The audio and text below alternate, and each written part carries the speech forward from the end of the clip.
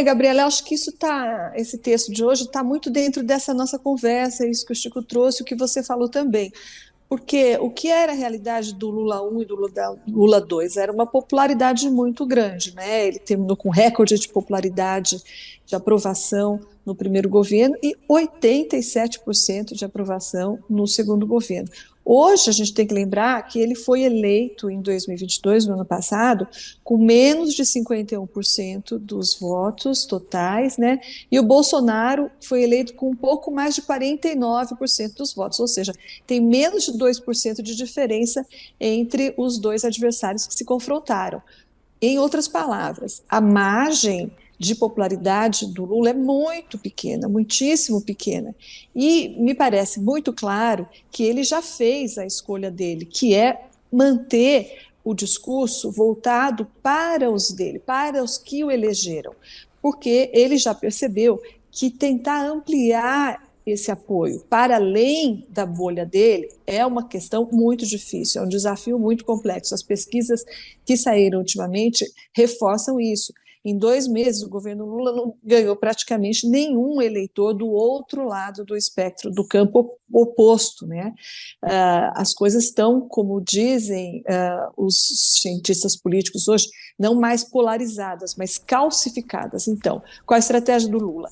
Em vez de tentar ampliar o eleitorado dele, ele quer manter o que ele já tem. Até porque, se ele não fizer isso, ele corre o risco de passar de um político com uma pequena vantagem sobre a oposição para a posição de um político em desvantagem em relação à oposição. Então, ele está decidido a manter o público dele, falar para o cercadinho dele. E é isso que me parece claro que ele tem feito.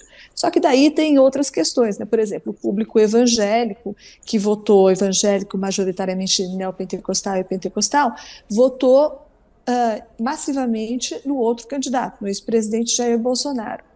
E esse público representa de 30% a 35% do eleitorado. Em 2026, Gabriela, eles vão fazer a diferença. Daí o PT vai querer fazer como fez da última vez, né? Daí, nos 44 segundos do tempo, perto das eleições, vai querer falar para os evangélicos. E, por enquanto, não tem feito nenhum aceno. Então, eu acho que é um público importante. Se o governo Lula quiser se manter viável para 2026, ele não vai escapar de olhar para esses evangélicos, que, na verdade, tem grandes fricções, grandes atritos aí com os petistas. Vai ser uma equação aí que ele vai ter que resolver, Gabriel. Ironizando, assim, talvez porque não tenha mesmo o que responder, se for parar para responder seriamente, o que ela vai dizer? Eu acho, na verdade, eu acho que essas joias foram destinadas ao chefe de Estado, né? E aí, por tabela, aí a primeira-dama, mas quando ela diz que não sabia das joias, pode até ser que seja verdade. Pode ser que quem soubesse mesmo seria o chefe de Estado, e só as investigações vão dizer. Agora, o que eu acho do lançamento dessa nova carreira de Michele Bolsonaro, essa nova função de Michele Bolsonaro no PL Mulher, assim, eu acho lamentável, né, que uma agremiação de está se tornando praticamente uma agremiação de extrema direita. Era uma agremiação de direita, um partido de direita, com uma parcela de políticos da extrema direita.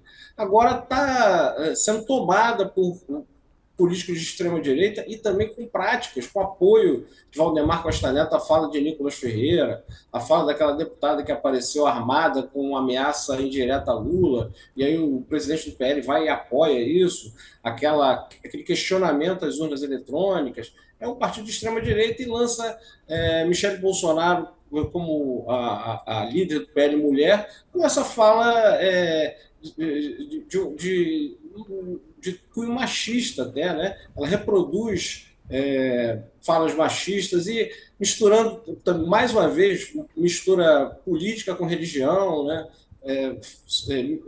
Recita versículos, cita a Bíblia, então faz uma mistura danada de elementos que estão fora da política.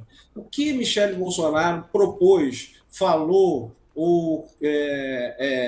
formulou que desse a ela o status de uma política de destaque no Brasil. Quais são as ideias de Michele Bolsonaro sobre os assuntos nacionais, sobre saúde, educação, sobre segurança pública, o que ela pensa, o que ela propõe, ninguém sabe. Então, assim, eu não sei por que a Michele Bolsonaro teria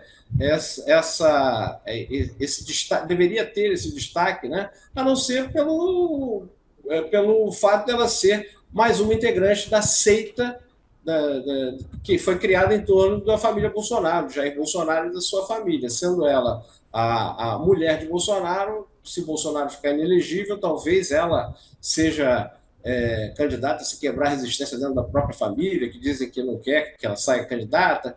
Então, assim, eu simplesmente eu acho que o fato de Michele Bolsonaro ter esse destaque é uma prova do rebaixamento da política brasileira, é um debate infrutífero, sem nenhuma base, sem nenhum conteúdo e sem nenhuma utilidade para a vida nacional. Eu acho que talvez o problema nessa crise foi que, no início, ela foi mal avaliada, né? Acho que o governo estadual, lá no Rio Grande do Norte, as autoridades de segurança avaliaram como sendo uma crise, um tipo de protesto contra as condições do presídio, que seria uma forma de uma facção marcar posição e logo seria controlada. Então, aí a gente viu o comandante da Polícia Militar, o secretário da Segurança Pública, vindo a público para dizer que a situação estaria sob controle, para todo mundo ficar tranquilo, isso no primeiro, no segundo dia. E enquanto essas autoridades diziam para a população ficar tranquila, novos atentados estavam ocorrendo em cidades do Rio Grande do Norte. Então, acho que gastaram muito tempo com essa fala protocolar, achando que as ações